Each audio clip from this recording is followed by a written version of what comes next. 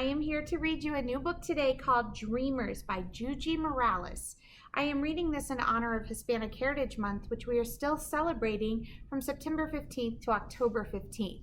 I do have a special shelf in the library with lots of books by Hispanic authors and books that have Hispanic characters as well. I hope you enjoy this book, Dreamers by Yuyi Morales.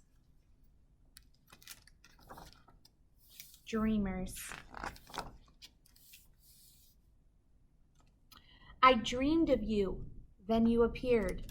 Together we became resplendent life, you and I. Amor, love, amor. One day we bundled gifts in our backpack and crossed a bridge outstretched like the universe. Adios, Corazon. And when we made it to the other side, thirsty, in awe, unable to go back, we became immigrants. Migrants, you and I. The sky and the land welcomed us in words unlike those of our ancestors. There were so many things we didn't know. Unable to understand and afraid to speak. We made lots of mistakes. Things are so confusing, partly because she was unable to speak the language and she was afraid to speak hers. You and I became caminantes, which means hikers. Thousands and thousands of steps we took around this land until the day we found a place we had never seen before. Suspicious, improbable. What does this place look like to you all? Unbelievable, surprising. Are you guessing where she's at yet? Unimaginable. Where we didn't need to speak, we only needed to trust, and we did. Books became our language. Books became our home. Books became our lives. We learned to read, to speak, to write, and to make our voices heard. Someday, we will become something we haven't even yet imagined. But right now, we are stories. We are two languages. We are lucha. We are resilience. We are hope. We are dreamers, soñadores of the world. We are love, amor, love. Now, this is a true story, and at the back, Yuyi actually wrote what this story means to her and gives you a little bit more detail into the background of why she wrote this story. So I'm going to share this part with you as well. My story. All of us have stories. Each of them is different.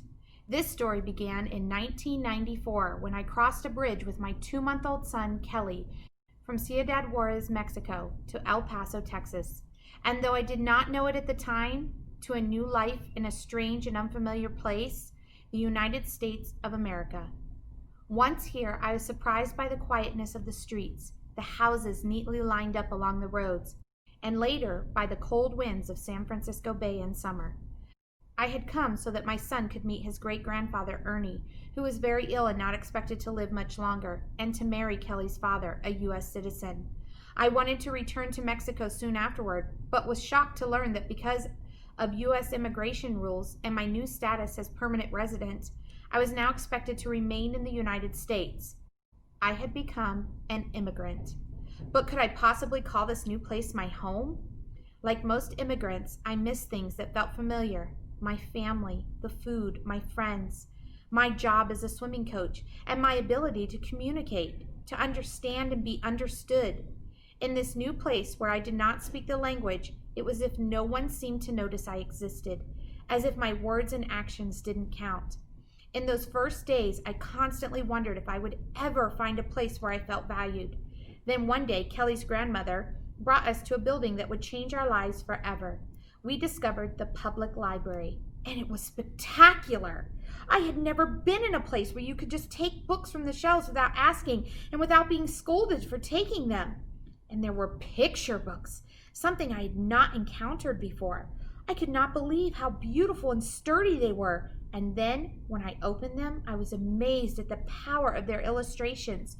Even though I could understand very few of the words, I realized that I could understand the story through those images. A realization that would come to inspire me later on.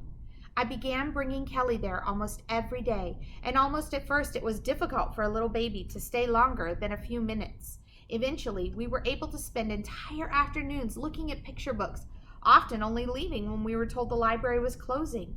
We were at home.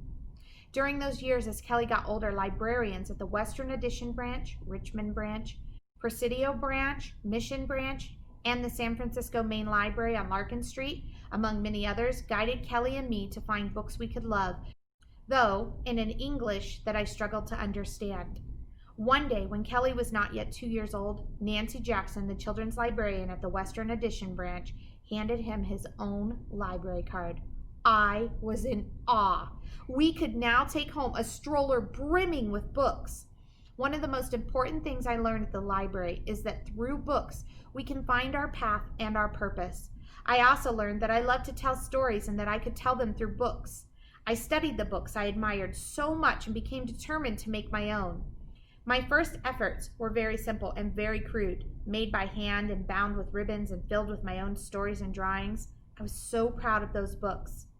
Kelly was not a dreamer in the way the word is used today, to refer to young undocumented immigrants who were brought to the United States as children and who have lived and gone to school here and know no other country than this one as their own. Kelly and I were dreamers in the sense that all immigrants, regardless of our status, are dreamers. We enter a new country carried by hopes and dreams and carrying our own special gifts to build a better future. Dreamers and dreamers of the world, migrants, sonadores. Now I have told you my story. What's yours? Yuyi. Now, as I have taught you through other picture books when you have come to library, is that picture books are awesome because you can go through the book and read the story, but then go through it again, especially if it's a picture book, and look at the pictures. Really focus on what's going on with the pictures as you're reading the story.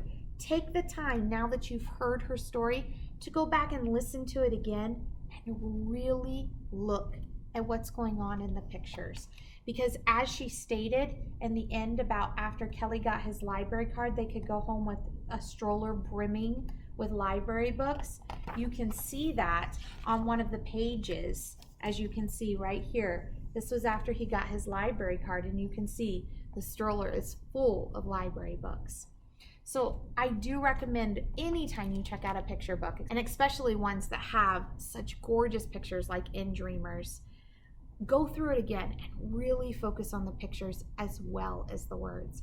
I hope you enjoyed this story, Dreamers by Yuyi Morales. You can check it out in the library as well.